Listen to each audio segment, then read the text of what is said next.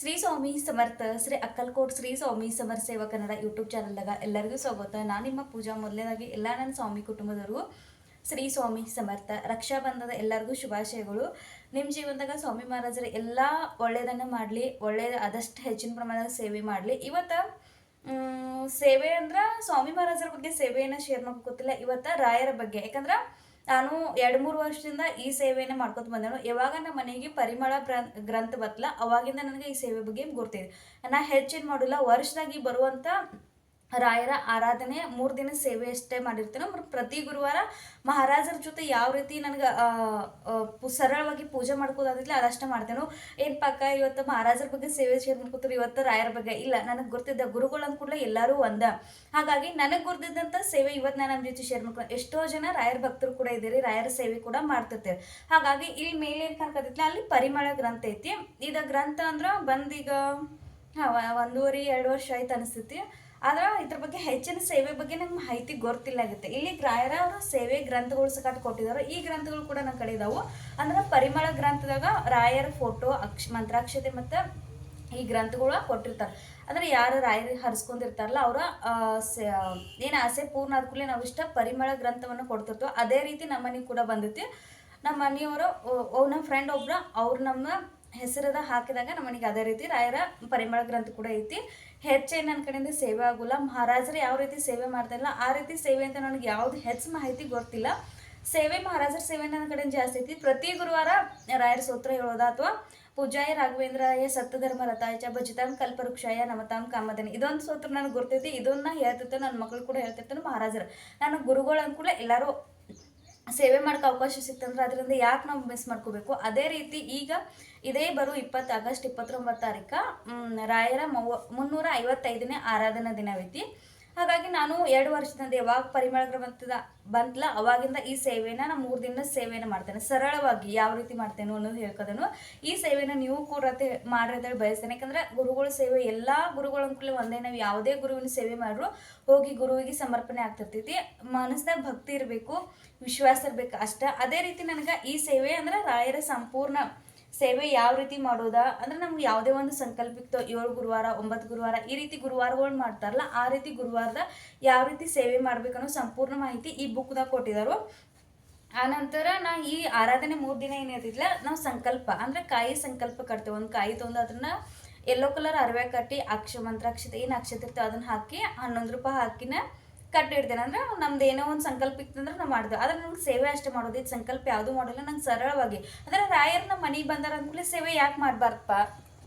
ಅದೇ ರೀತಿ ನಾನು 3 ವರ್ಷದಿಂದ ಈ 3 ದಿನದ ಸೇವೆಯನ್ನು ಮಾಡ್ತೇನೆ. ಏನು ಮಾಡೋಲ್ಲ ಅಂದ್ರೆ ಬ್ರಾಹ್ಮಿ ಮುಹೂರ್ತದಾಗ ಎದ್ದು ಏನು ಮಾಡೋಲ್ಲ, ನಂಗೆ ಅಷ್ಟು ಆಗೋಲ್ಲ.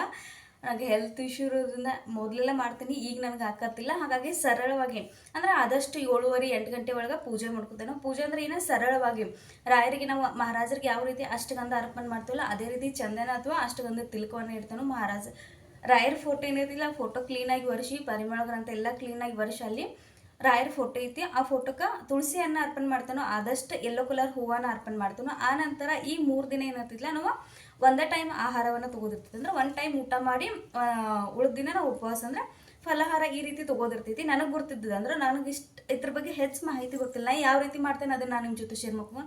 ಮೊದಲನೇದಾಗಿ ಬೆಳಗ್ಗೆ ಈ 3 ದಿನ ಜಲ್ದಿ ಆತನು ಆದಷ್ಟು 7 ಗಂಟೆ ಒಳಗೆ ಪೂಜೆಯನ್ನು ಮುಗಿಸ್ಕೊತಾನೋ. ಇಂಥ ರಾಯರ ಈ ಭಜನೆ ಏನಿತ್ತಲ್ಲ ಈ ರಾಯರ ಚರಿತ್ರೆ ಗ್ರಂಥ ಏನಿತ್ತು ಪೂಜೆ ಸರಳವಾಗಿ ಮಾಡ್ಕೊತಾನೆ. ತುಳಸಿ ಹಾಲೆ ಹೂವು ಧೂಪ ನೈವೇದ್ಯಕ್ಕೆ ಹಣ್ಣು ಅಥವಾ ನಾವು ಏನು ರಾಯರಿಗೆ ಇಷ್ಟವಾದ ನೈವೇದ್ಯ ಈಗಂತೂ ಮೊಬೈಲ್ ಐತೆ ಎಲ್ಲರಿಗೂ ಸಿಗ್ತಿತ್ತು. ಆ ರೀತಿ ಯಾವುದೋ ಒಂದು ಇಷ್ಟವಾದ ನೈವೇದ್ಯನ ಮಾಡಿ ಸಮರ್ಪಣೆ ಮಾಡ್ತೇನೆ. 3 ದಿನ ಈ ರಾಯರ ಚರಿತ್ರೆ ಏನಿರ್ತಿತ್ತಲ್ಲ ಇದನ್ನು ನಾವು ಓದ್ತೇನೋ. ಇದು ನನಗೆ ಎಲ್ಲ ಗ್ರಂಥಗಳು ಓದೋಕೆ ಇಷ್ಟ ಆಗ್ತಾವೆ. ಹಾಗಾಗಿ ಈ 3 ದಿನ ಈ ರಾಯರ ಚರಿತ್ರೆಯನ್ನು ಓದ್ತೇನೋ. ಅತ್ಯಂತ ಅದ್ಭುತವಾಗೈತಿ.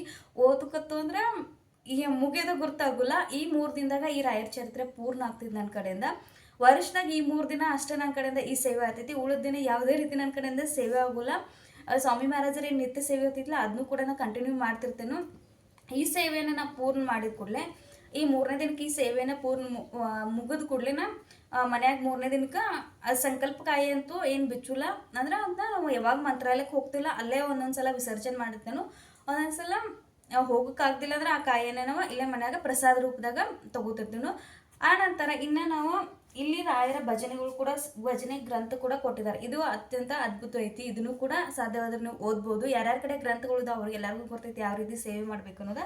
ಈ 3 ದಿನ ನೋಡ್ರಿ, ಯಾವುದೇ ಒಂದು ನಿಮ್ಮ ಸಂಕಲ್ಪಕ್ಕೆ ಯಾವುದೇ ಒಂದು ಕೆಲಸ ಇತ್ತು ಅಂದ್ರೆ ನಿಮ್ಗೆ ಆಗುಲಾಗಿತ್ತಂದ್ರೆ ಈ ಮುಂದಿನದಾಗ ನೀವು ಸೇವೆಯನ್ನು ಮಾಡ್ಬೇಕು. ಸರಳವಾಗಿ ಸೇವೆ ಮಾಡ್ರಿ, ಪೂರ್ಣ ವಿಶ್ವಾಸ ಇಟ್ಟ ಭಕ್ತಿಯಿಂದ ಸೇವೆ ಮಾಡ್ರಿ. ಯಾವುದೇ ಗುರು ಆಗಲಿ ಯಾವುದೇ ದೇವರಾಗಲಿ ನಮ್ಮ ಮನಸ್ಸಾಗ ನಿಸ್ವಾರ್ಥ ಭಕ್ತಿ, ನಿಸ್ವಾರ್ಥ ಒಂದು ಸೇವೆ ಮಾಡುವಂಥ ಒಂದು ಭಾವನೆ ಇತ್ತಂದ್ರೆ ಖಂಡಿತವಾಗಿ ನಮ್ಮ ಕೋರಿಕೆಗಳನ್ನ ಪೂರ್ಣ ಮಾಡೇ ಮಾಡ್ತಾರೋ. ಅಲ್ಲಿ ನಮ್ಗೆ ಬೇಕಾಗಿರೋದು ಭಕ್ತಿ, ಶ್ರದ್ಧೆ. ಈಗ ಕನ್ಫ್ಯೂಸ್ ಆಗ್ತಾರೆ, ಕೆಲವೊಂದು ಜನ ರಾಯರ ಸೇವೆ ಮಾಡ್ತಾರೆ, ಕೆಲವೊಂದು ಜನ ಮಹಾರಾಜರ ಸೇವೆ. ಯಾವ್ದು ಮಾಡ್ಬೇಕು ನೋಡ್ರಿ, ಗುರುಗಳಂದ್ರೆ ಎಲ್ಲರೂ ಒಂದೇ. ಯಾರ ಸೇವೆ ಮಾಡ್ರು ನೀವು ಹೋಗಿ ಗುರುಗಳಿಗೆ ತಲುಪ್ತೈತಿ. ಹಾಗಾಗಿ ಇಂಥ ವಿಶೇಷ ದಿನಗಳಲ್ಲಿ ನಿಮ್ಗೆ ಸೇವೆ ಮಾಡೋಕೆ ಅವಕಾಶ ಸಿಗ್ತದೆ ಅಂದ್ರೆ ಖಂಡಿತವಾಗಿ ಸೇವೆಯನ್ನು ಮಾಡ್ರಿ. ನಾನು ಈ 3 ದಿನದ ಸೇವೆಯನ್ನು ನಿಮ್ಮ ಜೊತೆ ಶೇರ್ ಮಾಡ್ಕೋಕೆ ಪ್ರಯತ್ನ ಮಾಡ್ತೇನಂತ ಇಲ್ಲ, ಪ್ರಯತ್ನ ಮಾಡ್ತೇನೆ. ಆದ್ರೆ 3 ದಿನದಾಗ ಎಷ್ಟು ಆಗ್ತೈತೆ ಅಷ್ಟ ರಾಯರ ಸ್ತೋತ್ರ ಮಂತ್ರಗಳನ್ನ ಪಠನೆ ಮಾಡ್ರಿ. ಅಥವಾ 3 ದಿನಕ್ಕೆ ನಿಮ್ಗೆ ರಾಯರ ಮಟ್ಟ ಇದ್ದು ಅಂದ್ರೆ ಅಲ್ಲಿ ಹೋಗಿ ಸೇವೆಗಳು ಮಾಡ್ತಿರ್ತಾರೆ, ಅಲ್ಲಿ ಹೋಗಿ ಸೇವೆದಾಗ ಭಾಗಿಯಾಗ್ರಿ.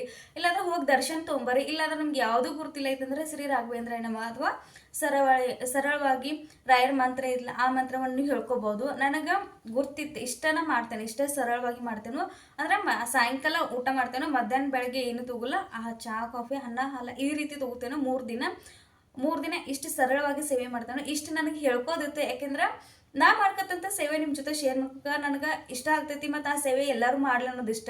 ಈ ರಾಯರ ಬರುವಂಥ 355ನೇ ಆರಾಧನೆ ಏನು ದಿನ ಆಯ್ತಲ್ಲ, ಇದನ್ನು ಕೂಡ ನಾ ಇದು ಮಾಡೋದು 3ನೇ ವರ್ಷದ ಸೇವೆ. ಈ ಸೇವೆ ಮಾಡಿದಾಗ ಏನು ಸಿಗ್ತದೆ, ಮನಸ್ಸಿಗೆ ನೆಮ್ಮದಿ ಸಿಗ್ತೈತಿ, ಏನೋ ಒಂದು ಖುಷಿ. ಮಹಾರಾಜರ ಸೇವೆ ಮಾಡಿದಾಗಲ್ಲ ಅದೇ ರೀತಿ ಸೇವೆಯನ್ನು ನಾ ಇದೇ ರೀತಿ ಮಾಡ್ತೀನಿ, ಖುಷಿ ಅನಿಸ್ತೈತಿ. ಈ ರೀತಿ ಸೇವೆಗಳು ಮಾಡಿದಾಗ ನಮ್ಗೆ ಏನೋ ಒಂದು ಮನಸ್ಸಾಗ ಎಷ್ಟೋ ಸಮಸ್ಯೆಗಳಿದ್ರು ಕೂಡ ಮನಸ್ಸಿಗೆ ಒಂದು ನೆಮ್ಮದಿ ಸಿಗ್ತೈತಿ. ಈ 3 ದಿನದಲ್ಲಿ ಯಾರೇ ಸಂಕಲ್ಪಯುಕ್ತ ಸೇವೆ ಮಾಡಾರಿದ್ರೆ ಖಂಡಿತವಾಗಿ ಮಾಡ್ರಿ. ಅನೇಕ ರಾಯರ ಸೇವೆ ಮಾಡುವಂಥ ಚಾನಲ್ಗಳಿದಾವೆ, ಮಾಹಿತಿ ತಿಳಿಸ್ಕೊಡುವಂಥ ಚಾನಲ್ಗಳಿದಾವೆ, ಅಲ್ಲಿ ಹೋಗಿ ತಿಳ್ಕೊಂಡು ಸೇವೆಯನ್ನು ಮಾಡ್ರಿ. ಸೇವೆಯನ್ನು ಮಾಡ್ರಿ ಅನ್ನೋದು ಹೇಳೋದಿಷ್ಟ. ನಾ 3 ದಿನ ಸೇವೆಯನ್ನು ಮಾಡ್ತೇನೆ, ನೀವು ಕೂಡ ಮಾಡ್ರಿ. ಆನಂತರ ನೆಕ್ಸ್ಟ್ ವಿಡಿಯೋದಾಗ ಮಹಾರಾಜರ ಸೇವೆಗಳು ನಿಮ್ಮ ಮುಂದೆ ತೊಗೊಂಬರ್ತೇನೆ.